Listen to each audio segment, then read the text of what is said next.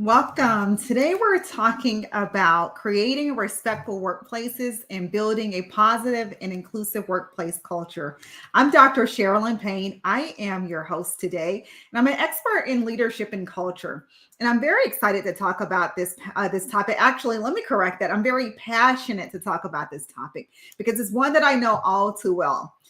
So often I've been the only female that's a Black woman that's been in some powerful rooms.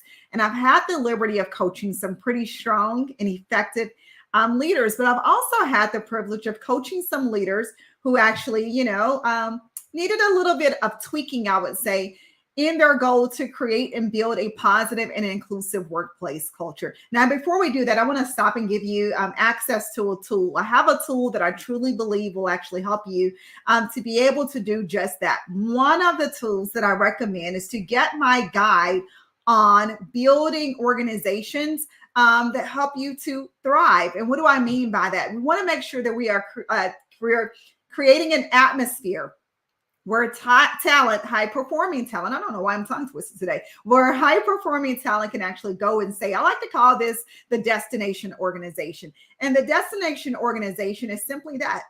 It's your destination. It's the place where you want to be. See, it's more than the best place to work. It's more than an employer of choice. Your destination organization is the place that you go to where you want to be there and you actually want to stay. So if you want to get my guide on how high performing organizations create destination organizations, just simply message me and ask for the word destination. All you got to do is just say destination. And when you say destination, I know exactly what it is that you want and desire. So again, we're back to this topic about creating respectful workplaces. Have you ever worked in an organization that did not respect you as a person?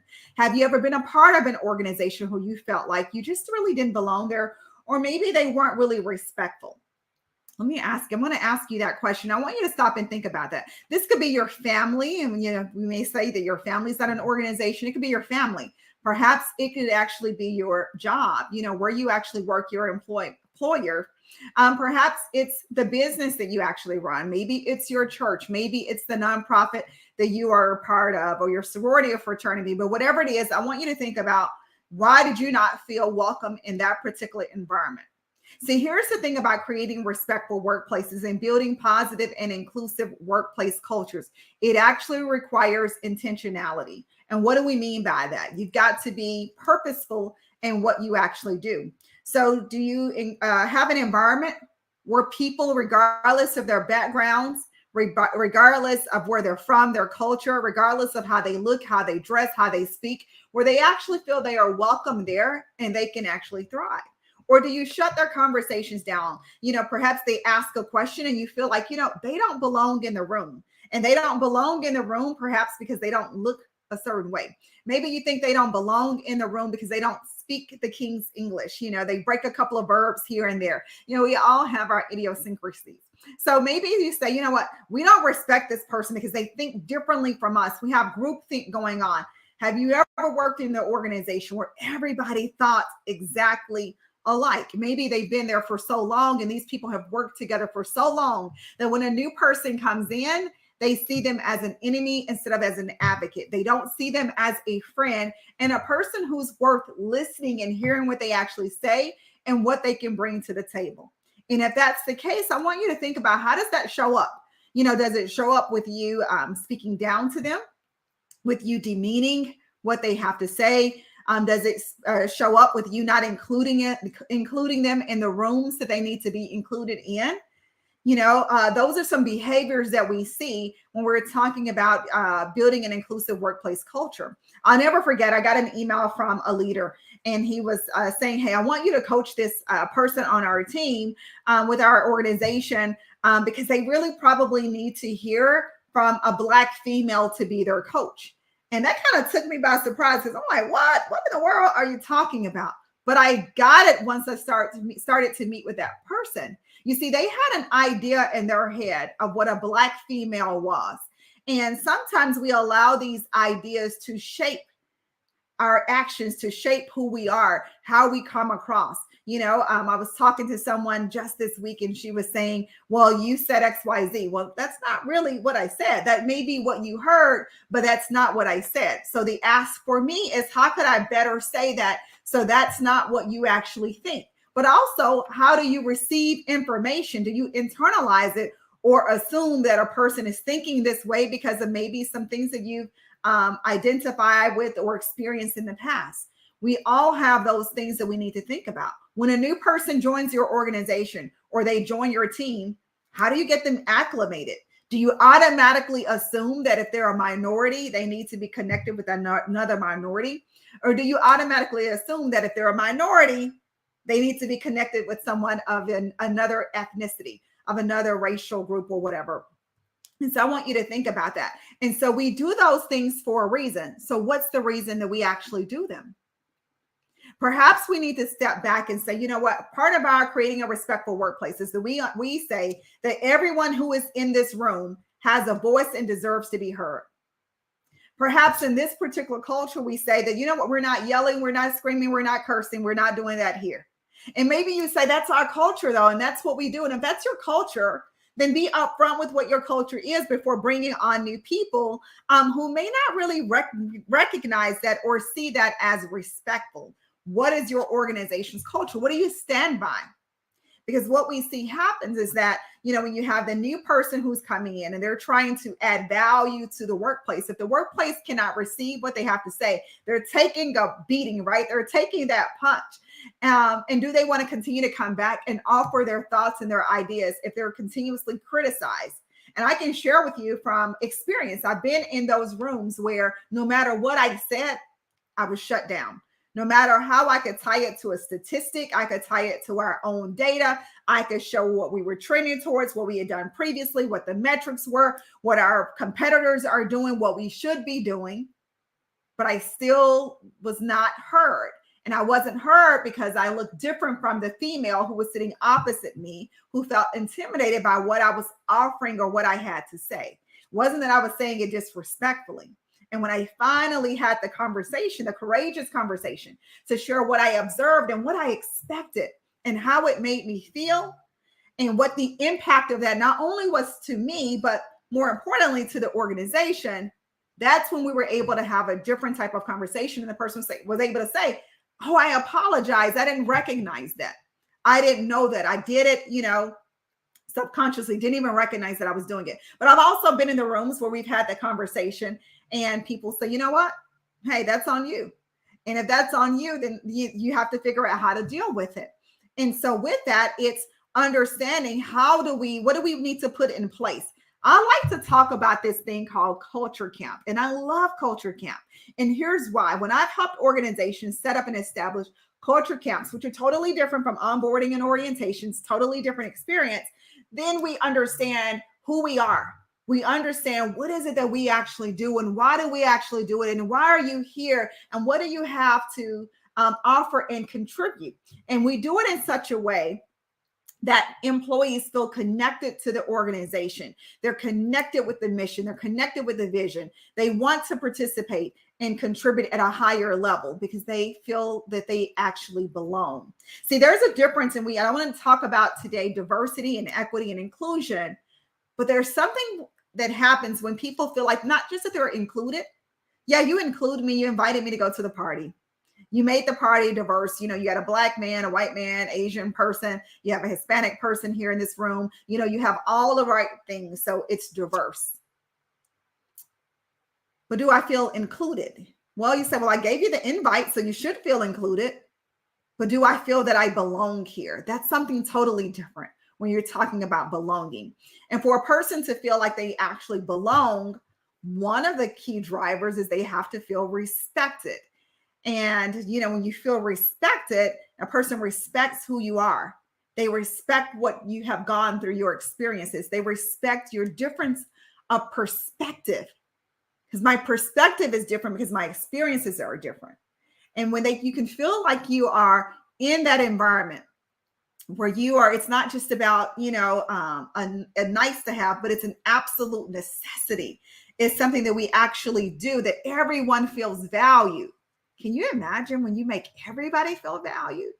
What happens when you feel valued? When you feel value, you want to give. Oh my gosh, my discretionary effort, my engagement goes up. Why? Because I belong here, because I'm adding value here, because this is my place. This is my jam. This is my thing. This is what I do. And so I want you to think about that as you're building these cultures, even a culture within a team, because every organization has its culture. And the culture, I've worked for some organizations where the culture itself was amazing. It was an amazing culture. It was a respectful workplace culture. I felt included. I felt belong as far as the overarching workplace, right? But when I looked at my own team, I felt out of place, out of whack, out of sync. Why?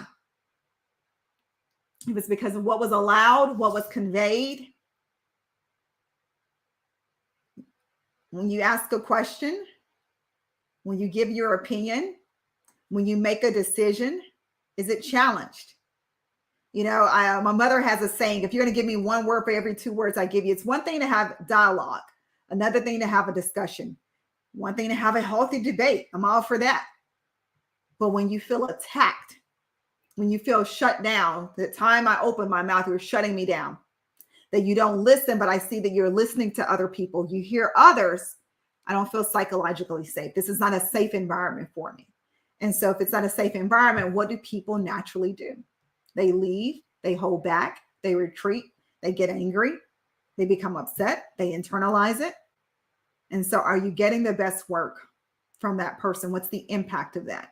See, I truly believe that we're going to come to a day where we'll actually see that there's going to be some accountability in leaders' decisions. There's going to be some accountability in organizations. And so we're not going to be able to display the same type of behavior and not see the consequences or the impact behind that, the effects of that decision. And so it's going to be broader and bigger than what we've traditionally seen in companies.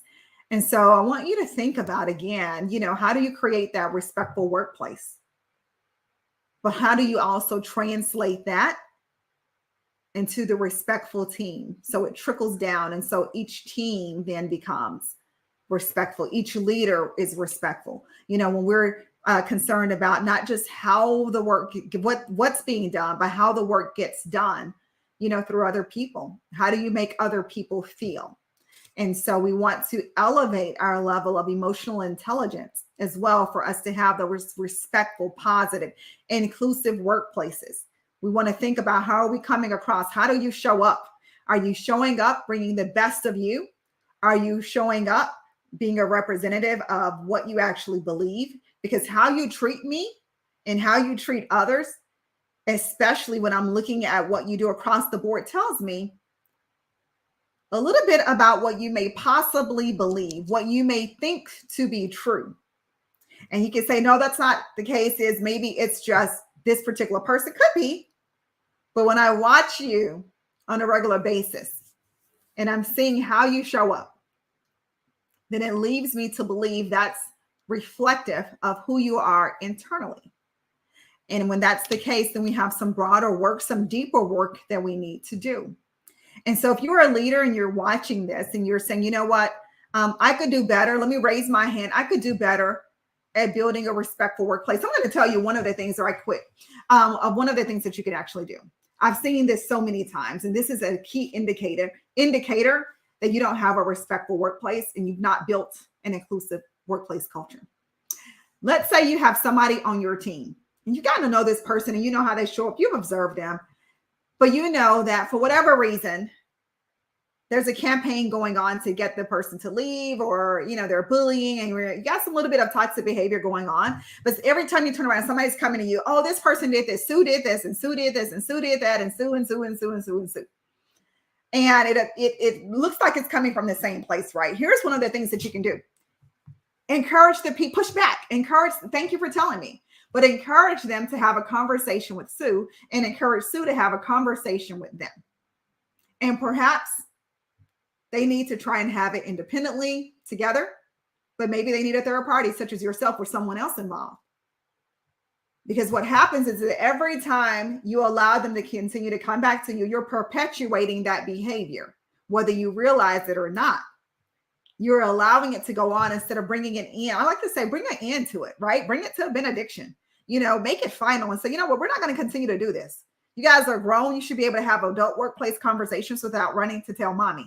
And if you have to run and tell mommy every single time, then I got to think about you. If you're so sensitive, because sometimes people can be so sensitive that they don't have any respect for someone else or what they do. And so we judge others. I heard this and I love this. We judge others based upon their behavior, but we judge ourselves based upon our intention. So you intend to do good, you meant well. But when it comes to somebody else, you're judging them based upon what you perceive they actually did, whether that's what happened or not. And that's something totally different. And for us to have a respectful, healthy workplace organization, a respectful workplace, for us to build positive and inclusive workplace cultures where we can actually work together, where we can do great work together, where we can contribute and play at a higher level, then it's going to require us coming together and having the necessary conversations and being very intentional about the environment that we create and protecting that space. With that being said, again, I have the tool for you, and all you need to do is just simply message me. If you message me destination, I'm going to give you the tool that you can actually use to begin to create a destination organization for yourself and for your team, and make sure that you have what you need to build a positive and inclusive workplace culture. I truly believe that everyone deserves to work in a workplace, to work at a company that is healthy, a thriving, winning culture. And if that's something that you desire, I would love to help you with that. I'm Dr. Sherilyn Payne. Don't forget to like, share, and subscribe. And I'll see you guys back here next week, Thursdays at 12:15. We're going to start a Q&A as well. And so if you have questions that you would like to get answered, then send me your questions. All you got to do is message me. You can message me in YouTube. You can message me by sending me an email at spayne, spayne, at smpistrategies.com, or you can just send me via LinkedIn. But whatever you do, if you send me your question, then what I'll do is I will actually answer your question, and you don't have to be present for that to take place. And so send it to me, and we'll get your questions answered. See you guys back here next week, Thursdays at 12:15. We'll be live with the Q&A for executives.